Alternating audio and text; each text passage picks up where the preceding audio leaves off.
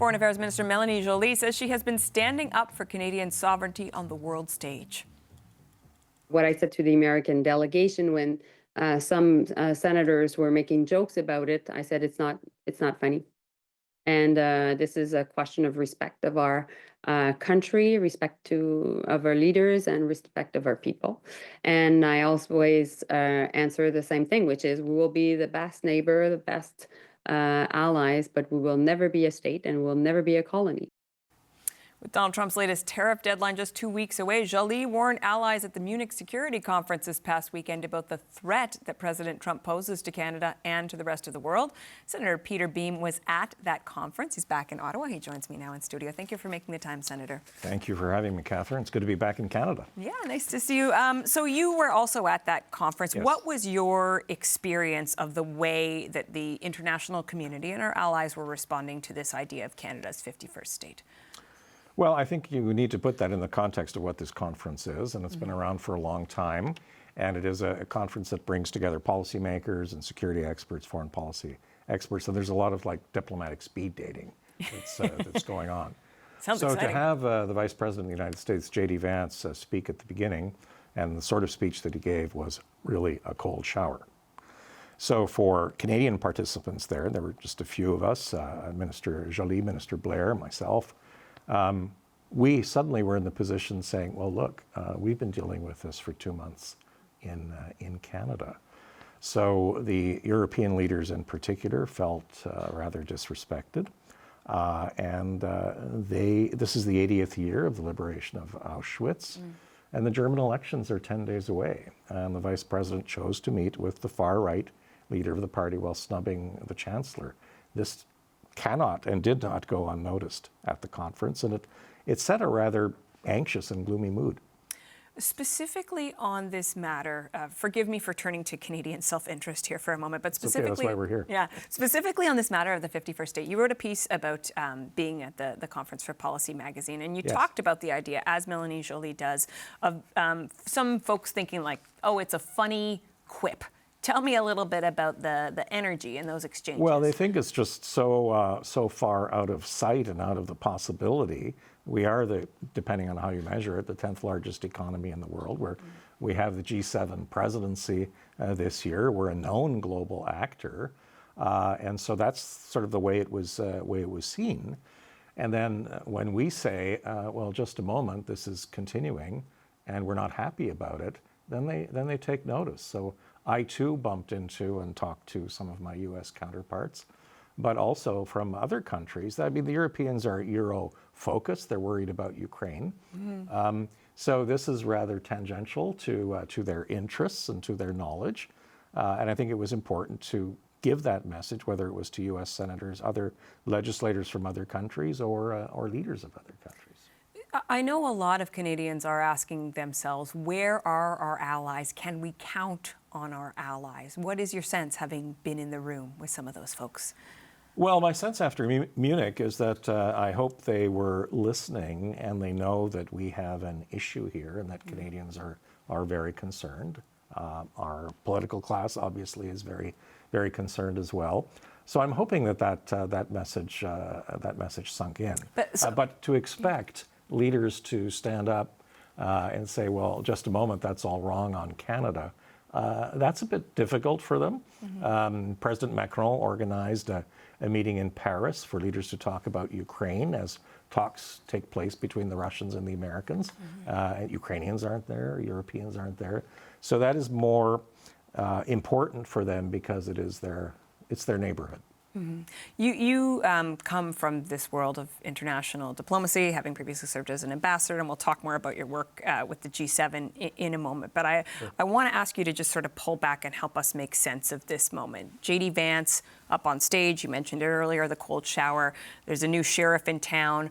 Russia's not the threat. You need to look internally about issues of censorship. And let's just take a moment and say, concerns about censorship in Russia they jail political dissidents in that country. They kill them too. Indeed, an enormous problem. But this moment, that moment of seeing J.D. Vance on stage, and this moment where we try to make sense of what is happening in the world order right now, what did you come away with?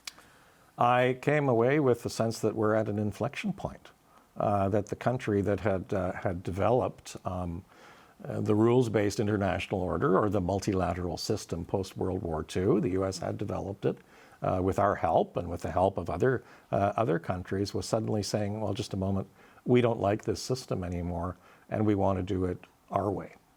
So almost in a unipolar way, and that the rest of us don't really matter. Whether the rhetoric is that we've been on a free ride with them, or whether we're not contributing enough, it doesn't matter. The U.S. gave a very strong signal, in my opinion, that it wants to do things its way, and not necessarily through consultation. Should Canada be more critical of the United States at moments like the one that we were just speaking about? Well, I think you have to pick your moments, because it's all about relationships and influence. And usually the Canadian approach in working closely with the United States, and I spent 7 years in Washington, is to do it behind the scenes, to do it quietly. We're not big on megaphone diplomacy. Mr. Trump seems to be. Definitely the megaphone part, the diplomacy. Yeah, less no, we clear. have the small microphone. So it's not that we would want to blast our views. We want to be helpful. That's our style. Fair. Obviously, the current circumstances, as everyone acknowledges, are putting us into this new space that we are trying to make sense of. We talked about the G7 before. Canada, of course, as you said, G7 presidency. Donald Trump, we expect him to come to this country for the G7 meeting. And there are some who have suggested in this country that he shouldn't be welcome here, that somebody who is attacking our sovereignty through economic means, calling Canada into question, should not be welcome in this country. What do you think of that suggestion? Well, I think we always have to talk, and obviously with the President of the United States, it's important to have a relationship. So whoever is Prime Minister for the summit in Kananaskis, there's a lot of work that goes into the preparatory phase. I did that at Charlevoix in 2018. Got a rough ride from Donald Trump there. Well, we did, but we also got what we wanted at the end of the day in terms of the policy issues that the government wanted to put forward.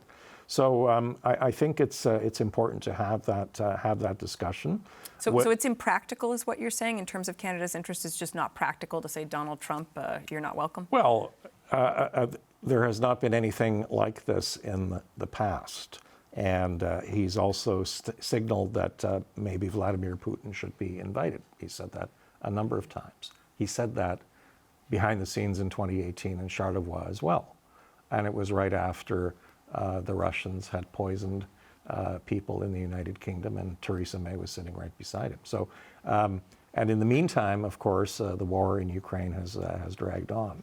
So there are some points where obviously the Canadian chair is going to have to say, consulting with the others, but say, no, this really isn't on. So and if you don't like it, too bad. Two specific suggestions. I guess I wonder, in closing, we don't know who the Prime Minister is going to be by the time June rolls around. We only know it won't be Justin Trudeau. What is the most important piece of advice you would offer to the Prime Minister who is the chair of that meeting? Well, this will be the 50th G7 summit. We were not at the first, and there are legacy items that come from the previous year. So what happened during the Italian summit? There are the unexpected things that happen. There are the ongoing things like the conflict in Ukraine, the situation in Sudan, Gaza, all of that.